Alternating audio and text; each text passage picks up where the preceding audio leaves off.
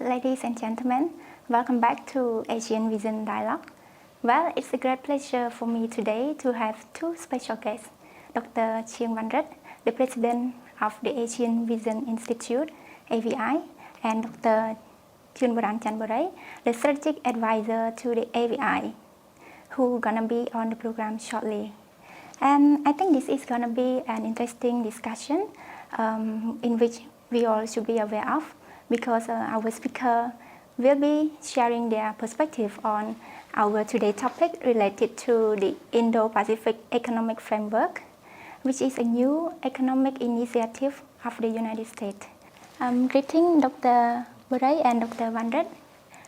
Well, we really appreciate your time joining us today, and taking this opportunity, I'm going to raise some questions concerning the Indo-Pacific Economic Framework, and we also further discussing the comparison between IPEF, we call Indo-Pacific Economic Framework, with the BRI. And also for the last section, we're gonna ask some information from your perspective on the implication of Cambodia and ASEAN in brief. So without further ado, let me pose the first question to Dr. Vannarith. Back to October 2021, the Indo-Pacific Economic Framework was proposed by the President Joe Biden, and it is considered to be the most important framework under his administration for economic cooperation in the region. So he also expects the agreement to be concluded in 2023. So could you please describe a little bit about this economic initiative, including what it will cover and which member country will be possibly joining? Well, it is a very new initiative because the U.S. have been criticized of not involving economically in the region. The U.S. has been criticized of focusing on the security and strategic issues. So this is a new narrative and also a strategy for the U.S. to comprehensively engage in the region, from security, strategic to economic engagement. So the Indo-Pacific Economic Framework would be a key pillar of the Indo-Pacific strategy in order to counter, to some extent, the Belt and Road Initiative by China, and also to gain kind of economic influence and economic presence in this region. So this is something that I think from the regional perspective, I think most of ASEAN would welcome economic role of the United States in this region, but of course it's still at a nascent stage. More concrete kind of action plans and this kind of resources mobilization would be required in order to implement this economic framework. And of course, I think we need to wait and see up until the upcoming US-ASEAN Special Summit going to take place next month, and how this will fit into the Indo-Pacific strategy as well as the US-ASEAN partnership. Thank you, Dr. Vannarith. So the second question relevant to the previous question would go to Dr. Chanborey. So could you kindly share us about the viewpoint from the United States on the trade policy priority of this new economic framework? Thank you, Sreynou, for the important question. As Dr. CHHEANG Vannarith has mentioned earlier on, that it is the attempt by the Biden administration to re-exert American economic engagement, or I might say influence, in this part of the world after the US has withdrawn from the TPP, currently known as the Comprehensive and Progressive Trans-Pacific Partnership. But I think the United States is trying to engage in a more comprehensive way by fleshing out not only strategic and security engagement, but also economic and trade aspects. But I think it's quite too early because the limits on the Indo-Pacific economic framework, the detail remains very limited. So far, we know that there will be 4 key pillars in the Indo-Pacific economic framework. The first one will be something to do with fair and resilient trade. The second pillar, the United States will be promoting the infrastructure, green growth, clean energy, and decarbonization. The third one is related to the resilient and supply chain resilient. And the last pillar is related to tax and anti-corruption. So if we look at the 4 pillars, I think the Indo-Pacific economic framework is not something similar to traditional trade arrangements like the CPTPP or RCEP. It's more related to rule setting, standard setting, like environmental standard, labor standard, the rule of origin. And from that, there have been some criticism already that the Indo-Pacific economic framework lacks of clear incentive, especially on market access, greater access to the U.S. market. The second criticism is that it will be very hard for the Biden administration to adopt the economic framework through the Senate. And as the result, the Indo-Pacific economic framework is expected to be adopted through the presidential executive order. So if it is based on the executive order, we don't really sure about the future of this framework because the future of the economic framework might be abandoned after the Biden administration. The third criticism is that the Indo-Pacific economic framework might not be inclusive. And geopolitical calculation might be part of the economic framework. Therefore, countries in the region might be cautious because we don't want to take side. We want to create a comprehensive, inclusive, transparent trading arrangement. Of course, rules-based trading arrangement in the Asia and Pacific. So, yeah, but it's too early to provide any judgment on the Indo-Pacific economic framework. I believe the Biden administration will continue to flesh out more details in terms of substance, objectives of the Indo-Pacific economic framework in the near future. Perhaps during the upcoming ASEAN-US Special Summit in Washington, D.C. Well, thank you, Dr. Borey, for your comprehensive response. So, connecting to the earlier question, as many countries, member countries in the Indo-Pacific region, also participate in the Belt and Road Initiative, which is BRI, that is the China multi-billion-dollar infrastructure investment platform launched since 2013. So it is arguable that the Indo-Pacific economic framework is considered to be an overlapping economic order in the Indo-Pacific region. So with regard to these two initiatives, what aspect do you think that both of them have in common, and what do they contradict with each other? I would give the floor to Dr. Borey. Again, it's too early for me to compare the Indo-Pacific economic framework with other economic initiatives because it's too early. We don't know the substance of the framework, the contents of the framework. But from the four pillars, we can see some similarities and commonalities between the Indo-Pacific Economic Framework and the BOI, especially the emphasis on the importance of infrastructure connectivity across the region, and of course the promotion of regional supply chain resilience.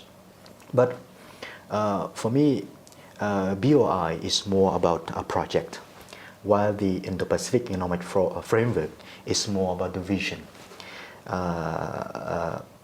So it will depend very much on how the Biden administration gonna turn the vision into concrete projects in our part of the world. BOI have so many projects through many mechanisms. Bilaterally, China has been working closely with all countries in the region to promote infrastructure connectivity, economic connectivity, regional supply chains, people-to-people contact.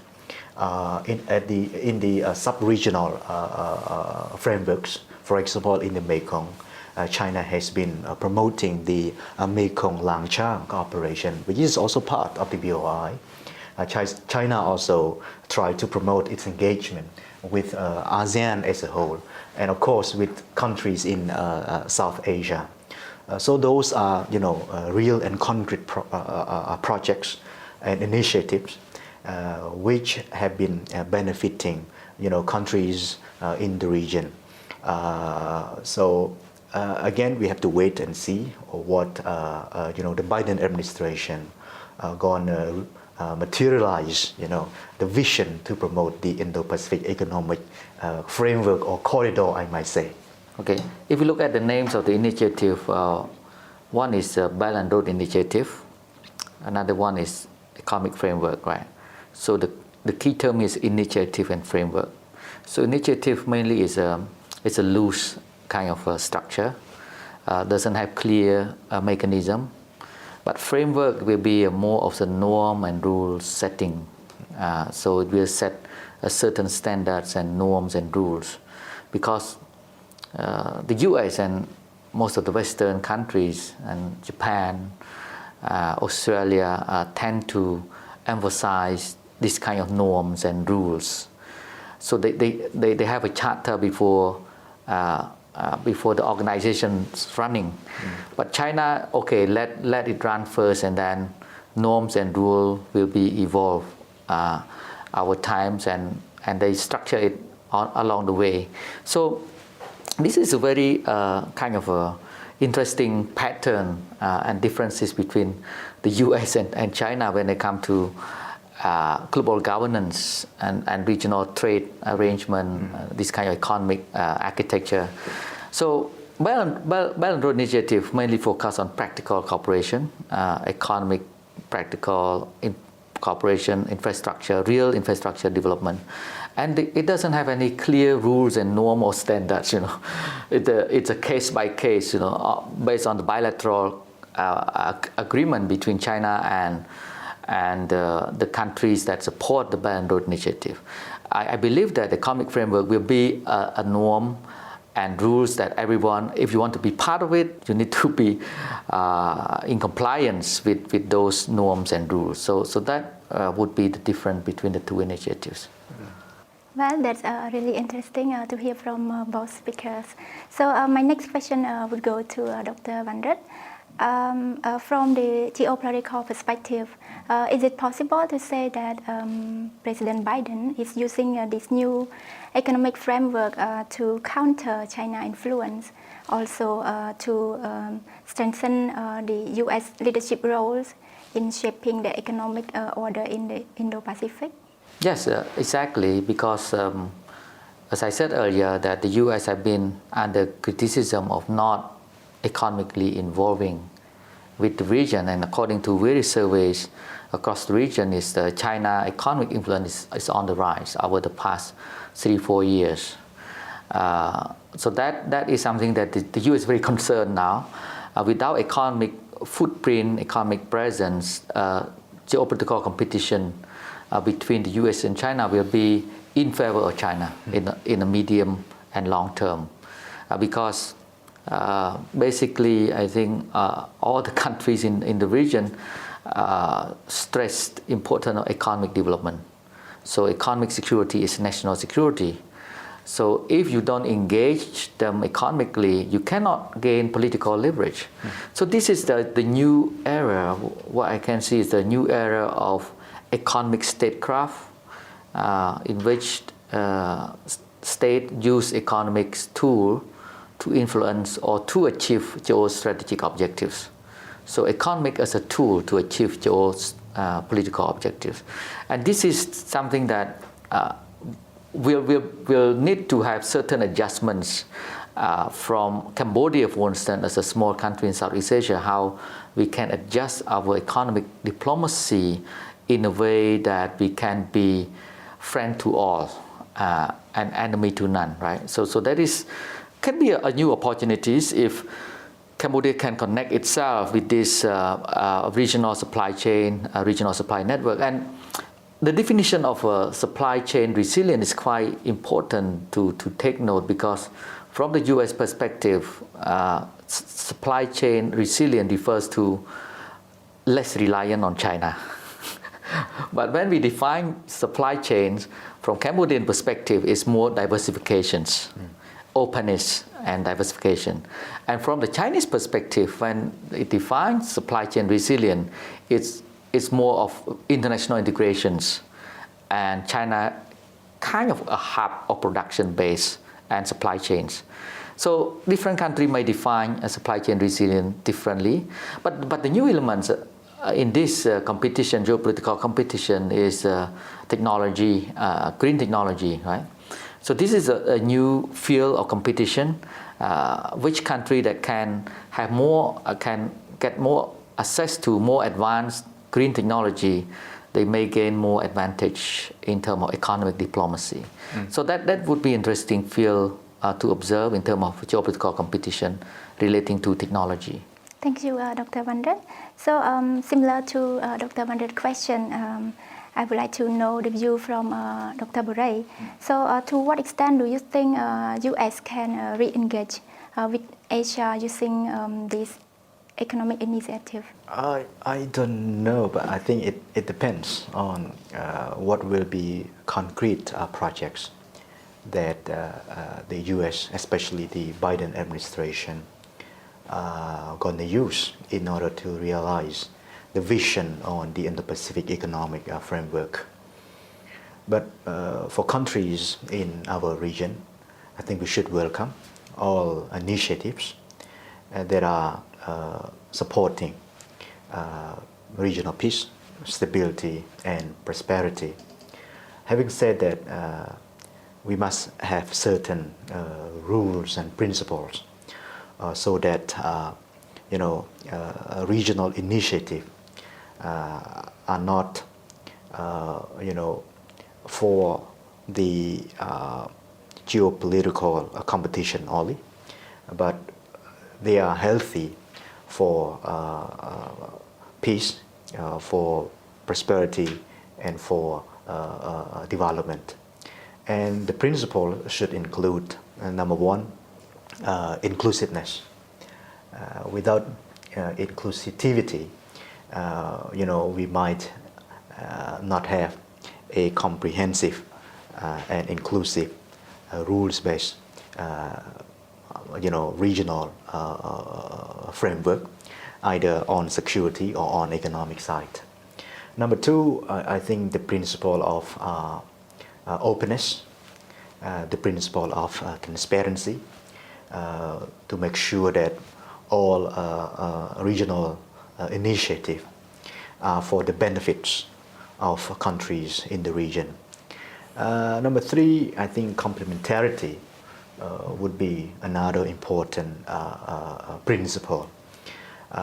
because we have so many, frameworks in our part of the world. BOI, now Indo-Pacific Economic Framework, high quality infrastructure project of Japan, a global gateway that the EU has just recently launched.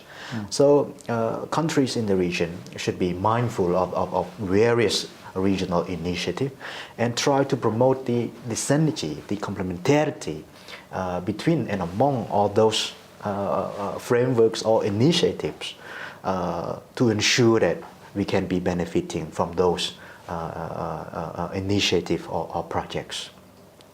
And I think another important element is that sometimes we focus too much on geopolitics, on security, but we ignore another important part, which is concrete cooperation for the benefit of the people in our part of the world. And practical cooperation is now really needed than ever before, because we just recovered from the COVID-19 pandemic. We need to work together to advance the post-pandemic recovery in an inclusive, sustainable, and resilient manner. So countries in the region need to work together to achieve this important vision in the post-COVID world.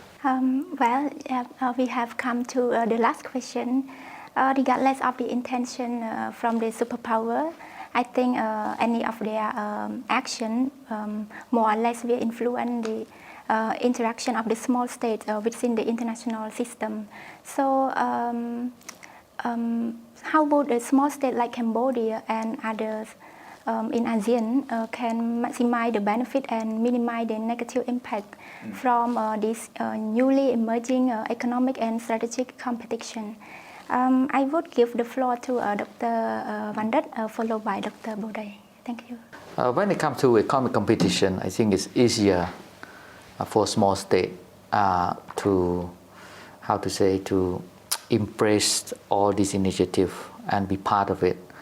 But when it comes to security and geopolitical competition, it's quite difficult for small state because political pressure is kind of mounting and small state facing more kind of difficult choices or hard choices in their foreign policy option. So the economic framework, I think from my perspective, it will be a welcome move, but as Dr. Bray mentioned, it requires a kind of concrete practical cooperation, especially with regards to infrastructure, development and connectivity, trade openness, investment facilitation, and should not use this framework to create a block, so to speak, a separate block.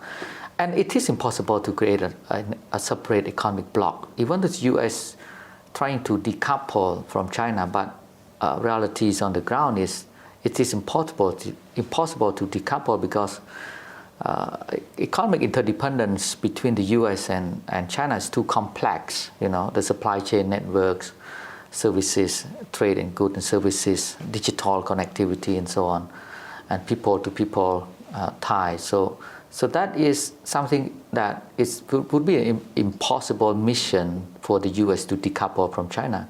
So what it can do, the US is try to optimize the existing mechanism in order to penetrate or permit its influence into this system and expand its influence from within. Not necessary to disconnect the system or decouple the system, but to penetrate further into the system and create a space of influence within the system, including economic space. So that is the only way that the US can do down the road when it comes to competition. And I think the Biden administration perhaps understand it very clearly. That's why it took a different approach from the Donald Trump administration with regards to this kind of competition by using coalition building, alliance building, and comprehensive engagement strategy, including economic engagement. So I think the competition will continue to be tense, but at least both US and China are rational actors. So as long as they are rational actors, they could calculate the costs and benefits of their behavior, and they keep adjusting their position so that they could, to some extent, peacefully coexist in this kind of evolving global order. So that is the trend. And for the small state like Cambodia, in this kind of geopolitical trend, what we can do is to really understand the intention and interest of major powers. Because if we don't know them, we cannot predict their future move. We will walk into a dark room, we don't know which direction we will go to. So that's why a lot of analysis need to be conducted with regards to the intention and interests of major power, and so that we can adjust ourselves, adapt ourselves quickly. Even we need to be ahead of the curve sometime. If we could predict the future, we can be ahead of the curve, prepare ourselves for uncertainties, prepare ourselves to seize opportunity coming from this kind of competition. This is the most important part of our dialogue, and I would like to make 3 points here.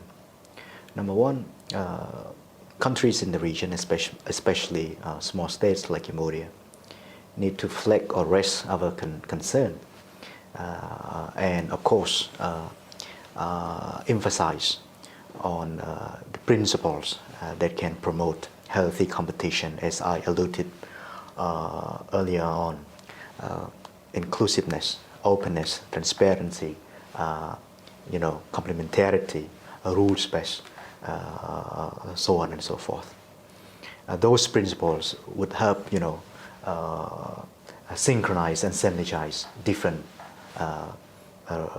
initiatives or projects in the region. Number two, we need sometime a demand what we want from external engagement in our part of the world.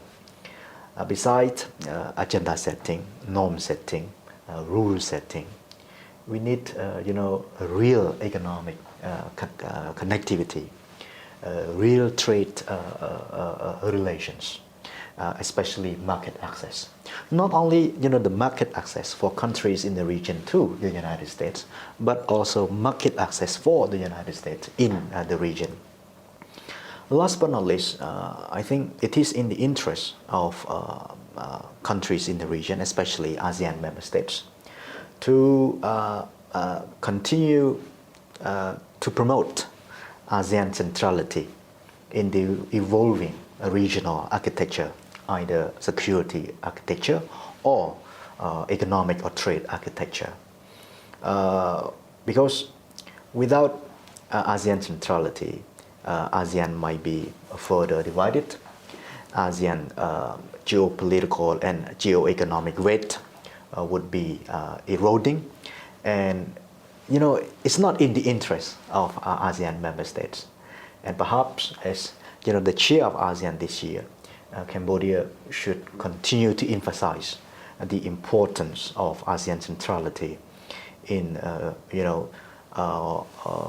ensuring regional cooperation, regional prosperity, and of course rules-based regional order and rules-based regional trading system. Well, it's time to wrap up the show. I wish to thank you, Dr. Chanborey and Dr. Vannarith, once again for being here today. It's my great pleasure to meet and hear from both of you around the topic that we have discussed. Ladies and gentlemen, the dialogue is now come to an end. I truly hope that you have enjoyed the discussion from our speaker and also have learned something. So see you next time and have a nice day. Thank you.